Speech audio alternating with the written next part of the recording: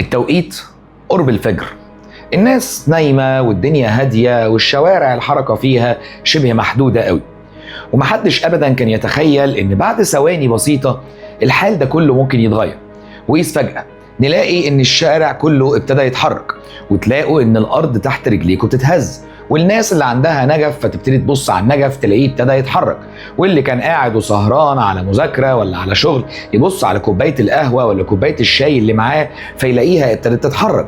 ممكن في الأول بنشك إن عربية نقل كبيرة معدية في الشارع، لأن ده فعلا بيحصل لما عربيات كبيرة بأوزان كبيرة بتعدي في الشارع.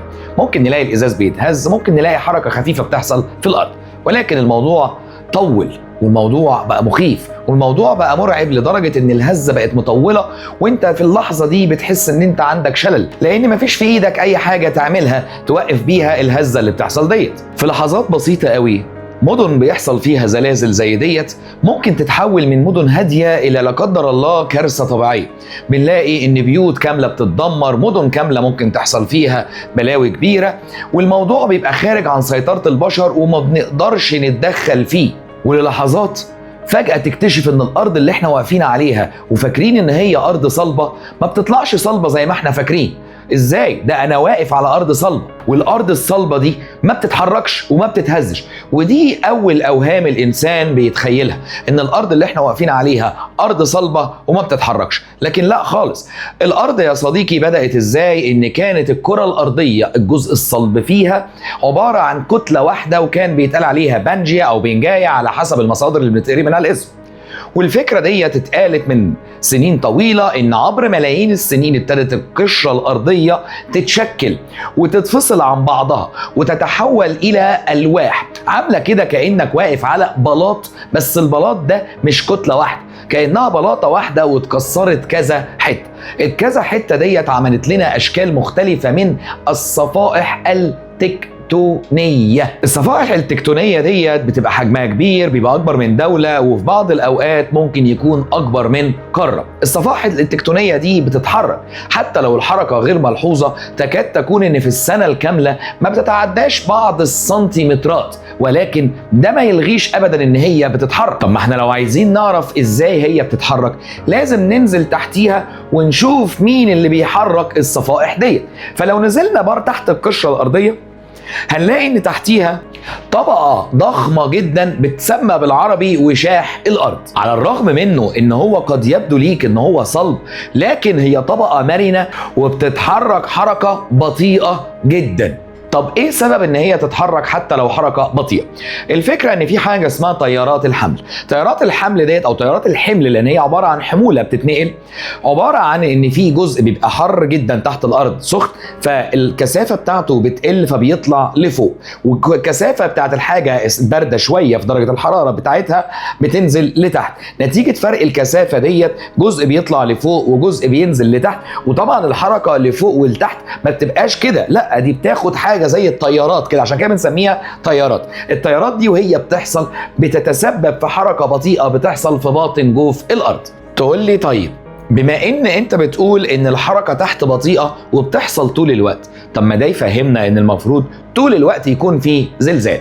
لا طبعا، الحركه ديت بتحصل طول الوقت، ولكن الالواح التكتونيه تبقى برضو على القشره من فوق هي قويه، والالواح ديت بيحصل احتكاك خفيف ما بينها وما بين بعض. الاحتكاك الخفيف ده مادام ضعيف وبسيط مش بيولد زلزال بالمفهوم القوي، ولكن لما بتكون في خبطات ما بين الالواح التكتونيه قويه ده اللي بيولد ما يعرف به الزلزال. طب ليه في مكان ودول بيحصل عندهم زلازل باستمرار، ودول تانية نادرا ما يحصل عندهم زلازل وضعيف قوي الزلزال حتى لو جه؟ ده يرجعنا لحركة الألواح التكتونية نفسها. الحركات بتاعت الألواح التكتونية بتاخد 3 أشكال. ممكن نلاقي إن الألواح التكتونية تكون تصادمية، يخبطوا في بعض وده نوع من أنواع الزلازل، وممكن يكونوا بيبعدوا عن بعض، وممكن يكونوا كأنهم بيتزحلقوا عن بعض. وطالب تاني اعدادي اللي عدى من المرحله ديت ودخل تالتة اعدادي فهو مبسوط لانه سامع جزء من المنهج بتاعه. الحركات التكتونيه ليها 3 اشكال، وعلى حسب كل واحده بيتولد نوع من الكوارث الطبيعيه المختلفه. يعني على سبيل المثال مثلا جبال الهيمالايا ديت كل سنه ارتفاعها بيزيد بعض السنتيمترات. ليه؟ لان الالواح التكتونيه عمالين يخبطوا في بعض، فدي تخبط في دي فيحطوا راسهم كده في بعض. طب يعملوا ايه؟ يفضلوا يطلعوا لفوق. تخيل كده معايا عربيتين كبار جدا وخبطوا في بعض، مفيش واحده فيهم هتسمح للتانيه ان هي تعدي. طب يعملوا ايه لما يخبطوا في بعض؟ يبتدوا يطلعوا لفوق.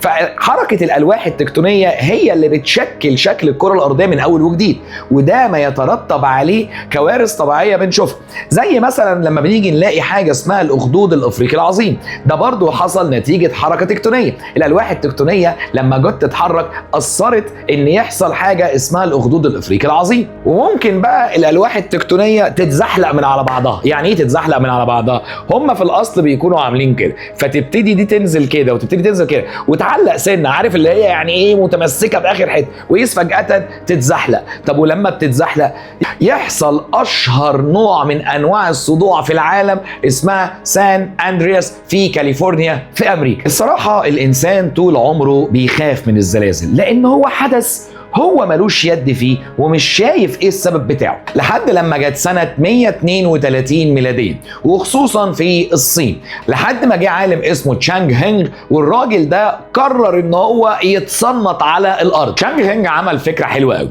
جاب اناء وجاب 8 تنانين وفي كل بق تنين حاطط كوره، فاول ما يحصل زلزال تبتدي الكوره من فم التنين تقع في اتجاه معين، فيبتدي يعرف اتجاه حدوث الزلزال جاي منين. طيب ودلوقتي بقينا بنقيسها ازاي؟ دلوقتي في جهاز اسمه السيزموجراف. السيزموجراف ده جهاز حساس جدا لدرجه ان هو بيحس بهزات ارضيه احنا كبشر ما بقيناش بنحس بيها.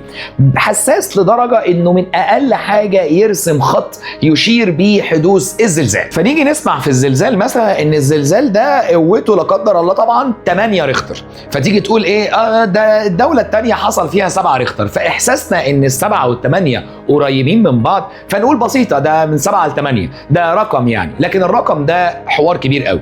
تقسيم ريختر قال ان الفرق من 7 ل8 ده بيبقى 10 اضعاف، والقوه اللي بتطلع في الهزه الارضيه في فرق الدرجه ده بتبقى 32 ضعف. يعني الدرجه الواحده دي اللي انت شايفها 7 ل8 ده فرق في قوه الزلزال كبير. القوه هي كميه القوه اللي حصلت نتيجه الزلزال، والزلزال مطلع قوه قد ايه للقشره الارضيه، لكن الشده هي التأثير اللي بنشوفه على الناس وعلى المباني.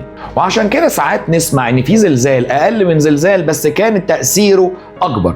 ليه؟ لانه بيفرق العمق بتاعه منين، وكمان هو جاي ناحية مدينة ولا حصل في الصحراء والتوابع بتاعته جت للمدينة. مركز حدوث الزلزال بيفرق كمان في قوته وتأثيره. تقول لي طب في العصر اللي احنا فيه ده، في الزمن ده، ما بقاش العلم قادر ان هو يقول الزلزال هيحصل امتى بالظبط؟ الصراحة لا، العلم يقدر يقول ان في ما بين يوم كذا لكذا وارد حدوث زلزال، ووارد تكون شديد وارد يكون قوي، ولكن الأجهزة ما بتقدرش تحدده لا بالساعة بالظبط ولا بالثانية بالظبط. ولكن بيقدروا دلوقتي ان هم في خلال حدوثه الأجهزة والحساسات بتحاول ان هي تتواصل مع الناس، وده حصل على موبايلاتنا كلنا، ان فجأة موبايلاتنا كلها جالها تحذير، فبيحاول ان هو قبل ما يوصل لنا كلنا ببعض الثواني يبعت لك، قد تكون الثواني دي كفيلة وكافية ان انقاذ ارواح.